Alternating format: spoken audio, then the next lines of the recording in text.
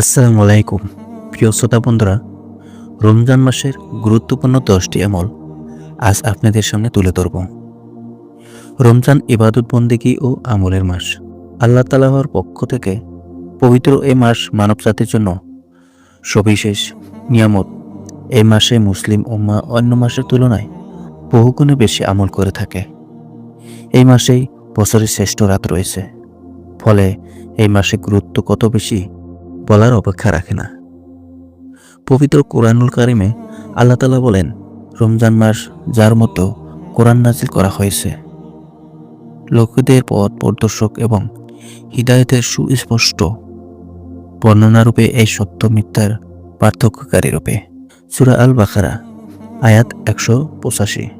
রমজান মাসের ফজিলত সম্পর্কে আল্লাহ রাসূল সাল্লাল্লাহু আলাইহি ওয়াসাল্লাম বলেছেন, রমজান বরকতময় মাস তোমাদের দুয়ারে উপস্থিত হয়েছে। পুরো মাস রোজা পালন আল্লাহ তোমাদের জন্য ফরজ করেছেন।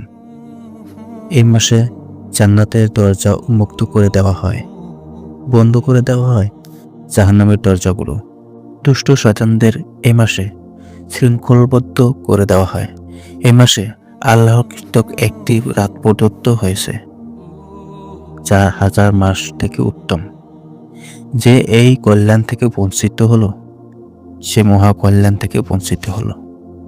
এই মাসে বেশ কিছু গুরুত্বপূর্ণ আমল রয়েছে, সেগুলো পালন করার মাধ্যমে আমরা জান্নাতে যেতে পারি, জাহান্নাম থেকে মুক্ত পেতে পারি। নিম্নোক্ত রমজান মাসের আমল সম্পর্কে আলোচনা, তা হলো 1 নম্বর, বেশি বেশি দান সদকা করা। এই মাসে বেশি বেশি দান সদকা করার জন্য চেষ্টা করতে হবে। এতিম, বিধবা ও গরিব মিসকিনদের প্রতি সহানুভূতিশীল হওয়া ও বেশি বেশি দান খয়রাত করা। হিসাব করে এই মাসে যাকাত দেওয়া উত্তম, কেননা আল্লাহ রাসূল সাল্লাল্লাহু আলাইহি ওয়াসাল্লাম এই মাসে বেশি বেশি দান খয়রাত করতেন। আব্দুল্লাহ ইবনে আব্বাস রাদিয়াল্লাহু আনহু থেকে বর্ণিত আছে যে, আল্লাহ রাসূল সাল্লাল্লাহু আলাইহি ওয়াসাল্লাম ছিলেন মানুষের মধ্যে সবচেয়ে বেশি দানশীল, আর রমজানে তার এই দানশীলতা আরও বেড়ে যেত। 2 নম্বর, উত্তম চরিত্র গঠনের অনুশীলন করা। রমজান মাস নিজেকে গঠনের মাস। এই মাসে এমন প্রশিক্ষণ নিতে হবে যার মাধ্যমে বাকি মাসগুলো এভাবেই পরিচালিত হয়। কাজেই এই সময় আমাদের সুন্দর চরিত্র গঠনের অনুশীলন করতে হবে। আল্লাহ রাসূল সাল্লাল্লাহু আলাইহি ওয়াসাল্লাম বলেছেন, তোমাদের মধ্যে কেউ যদি রোজা রাখে এবং সে যেন তখন অশ্লীল কাজ ও শরগোল থেকে বিরত থাকে। রোজা রাখা অবস্থায় কেউ যদি তার সাথে গালাগালি ও মারামারি করতে আসে, সে যেন বলে, আমি রোজা রেখেছি, আমি রোজাদার। 3 নম্বর, ইতিকাফ করা। ইতিকাফ অর্থ অবস্থান করা, অর্থাৎ মানুষদের থেকে পৃথক হয়ে সালাত, সিয়াম, কোরআন তিলাওয়াত, দোয়া, ইস্তেগফার ও অন্যান্য ইবাদতের মাধ্যমে আল্লাহ তাআলার সান্নিধ্য একাকী কিছু সময় যাপন করা। এই ইবাদতের এত মর্যাদা আছে যে আল্লাহ রাসূল সাল্লাল্লাহু আলাইহি ওয়াসাল্লাম প্রতি রমজানের শেষ 10 দিন নিজে এবং তার সাহাবীগণ ইতিকাফ করতেন। আবু হুরায়রা রাদিয়াল্লাহু আনহু থেকে বর্ণিত আছে যে, প্রত্যেক রমজানেই তিনি শেষ 10 দিন ইতিকাফ করতেন, কিন্তু জীবনের শেষ রমজানে তিনি ইতিকাফ করেছিলেন 20 দিন। 10 দিন ইতিকাফ করা সুন্নত। 4 নম্বর, দাওয়াতে দ্বীনের কাজ করা। রমজান মাস হচ্ছে দ্বীনের দাওয়াতের সর্বোত্তম মাস, আর মানুষকে আল্লাহর দিকে ডাকাও উত্তম কাজ। এই জন্য এই মাসে মানুষকে দ্বীনের পথে নিয়ে আসার জন্য আলোচনা করা, কোরআন ও হাদিসের দ্বারস প্রদান, বই বিতরণ, কোরআন বিতরণ ইত্যাদি কাজ বেশি বেশি করা। কোরআনের ঘোষণা, ওই ব্যক্তির চাইতে উত্তম কথা আর কার হতে পারে যে আল্লাহর দিকে ডাকলো, নেক আমল করলো এবং ঘোষণা করলো যে আমি একজন মুসলিম। হাদিসে এসেছে, ভালো কাজের পথ প্রদর্শনকারী এই কাজ সম্পাদনকারী অনুরূপ সওয়াব পাবে। 5 নম্বর, সামর্থ্য থাকলে উমরা পালন করা।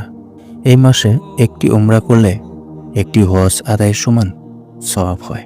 আব্দুল্লাহ ইবনে আব্বাস রাদিয়াল্লাহু আনহু থেকে বর্ণিত হাদিসে আল্লাহ রাসূল সাল্লাল্লাহু আলাইহি ওয়াসাল্লাম বলেছেন, রমজান মাসে উমরা করা আমার সাথে হজ আদায় করার সমতুল্য। 6 নম্বর, লাইলাতুল কদর তালাশ করা। রমজান মাসে এমন একটি রাত রয়েছে যা হাজার মাসের চেয়ে উত্তম।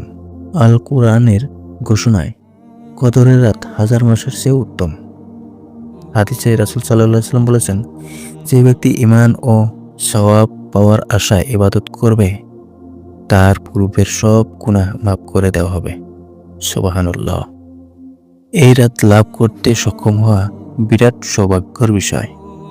এই হাদিসে আয়েশা রাদিয়াল্লাহু আনহা বলেন, রাসূল সাল্লাল্লাহু আলাইহি ওয়াসাল্লাম অন্য সময়ের তুলনায় রমজানের শেষ 10 দিনে অধিক সারে পরিশ্রম করতেন। লাইলাতুল কদরের দোয়া। আয়েশা রাদিয়াল্লাহু আনহা বলেন, হে আল্লাহর নবী, যদি আমি লাইলাতুল কদর পেয়ে যাই তবে কি করব? আল্লাহ রাসূল সাল্লাল্লাহু আলাইহি ওয়াসাল্লাম বললেন, বলবে, আল্লাহুম্মা ইন্নিকা আফুউন তুহিব্বুল আফওয়া আফু আন্নি। অর্থাৎ, হে আল্লাহ, আপনি মহানুভব, ক্ষমাশীল, আপনি ক্ষমা করতে পছন্দ করেন, অতএব আপনি আমাকে ক্ষমা করুন। 7 নম্বর, বেশি বেশি দোয়া ও কান্নাকাটি করা। দোয়া একটি গুরুত্বপূর্ণ ইবাদত। এই জন্য এই মাসে বেশি বেশি দোয়া করা ও আল্লাহর নিকট বেশি বেশি কান্নাকাটি করা। হাদিসে এসেছে, ইফতারের মুহূর্ত আল্লাহ রাব্বুল আলামিন বহু লোককে জাহান্নাম থেকে মুক্তি দিয়ে থাকেন।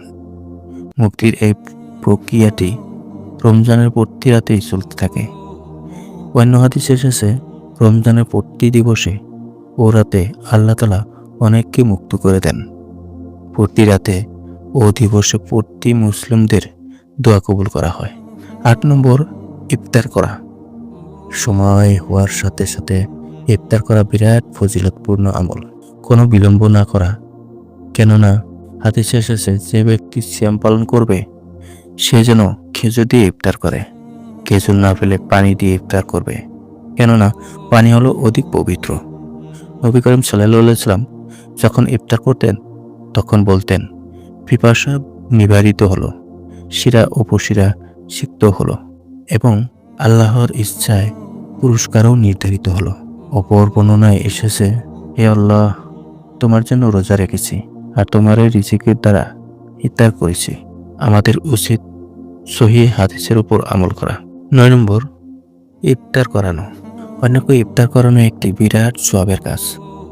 প্রতিদিন কমপক্ষে একজনকে ইফতার করার জন্য চেষ্টা করা দরকার, কেননা হাদিসে এসেছে, যে ব্যক্তি কোনো রোজাদারকে ইফতার করাবে সে তার সমপরিমাণ সওয়াব লাভ করবে। তাদের উভয়ের সওয়াব থেকে বিন্দুমাত্র হ্রাস করা হবে না। 10 নম্বর, তওবা ও ইস্তেগফার করা। তওবা বা তাওবা শব্দের অভিধায়ী অর্থ ফিরে আসা, গুনাহের কাজ আর না করার সিদ্ধান্ত নেওয়া। এই মাস তওবা করার উত্তম সময়, আর তওবা করলে আল্লাহ খুশি হন। আল কোরআনে এসেছে, হে ঈমানদারগণ, তোমরা আল্লাহর কাছে তওবা করো। খাঁটি তওবা আশা করা যায় তোমাদের রব তোমাদের পাপসমূহ মোচন করবেন এবং তোমাদের এমন জান্নাতসমূহ প্রবেশ করাবেন যার পদদেশে নহরসমূহ প্রবাহিত। আল্লাহ রাসূল সাল্লাল্লাহু আলাইহি ওয়াসাল্লাম বলেছেন, হে মানব সকল, তোমরা আল্লাহর নিকট তওবা এবং ক্ষমা প্রার্থনা করো, আর আমি দিনে তার নিকট 100 বারের বেশি তওবা করে থাকি। তবে তওবা ও ইস্তেগফারের জন্য উত্তম হচ্ছে মন থেকে সায়াদুল ইস্তেগফার পড়া, আর তা হচ্ছে, হে আল্লাহ, তুমি আমার প্রতিপালক, তুমি ছাড়া প্রকৃত ইবাদতের যোগ্য কেউ নেই। তুমি আমাকে সৃষ্টি করেছ আর আমি তোমার গোলাম, আর আমি সাধ্যমতো তোমার সাথে কৃত অঙ্গীকারের ওপর অবিচল রয়েছি। আমার কৃত কর্মের অনিষ্ট থেকে তোমার কাছে আশ্রয় প্রার্থনা করছি।